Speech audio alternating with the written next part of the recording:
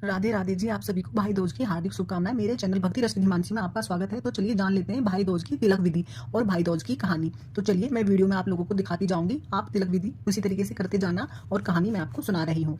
भाई दूज की कहानी। सूर्य भगवान की स्त्री का नाम संज्ञा देवी था। उनकी 2 संतानें, पुत्र यमराज तथा कन्या यमुना थी। संज्ञा अपने पति की उद्भिद किरणों को सह न सकने के कारण उत्तरी ध्रुव प्रदेश में छाया बनकर रहने लगी।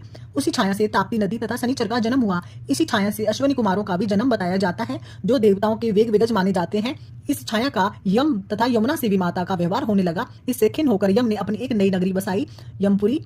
यमपुरी में वह पापियों को दंड देने का कार्य सुचारू रूप से करता था। भाई को देखकर यमुना जी गोलोक चली आई, जो कि कृष्ण अवतार के समय भी थी। बहुत सा समय व्यतीत हो जाने पर एक दिन सहसा यम को अपनी बहन की याद आई।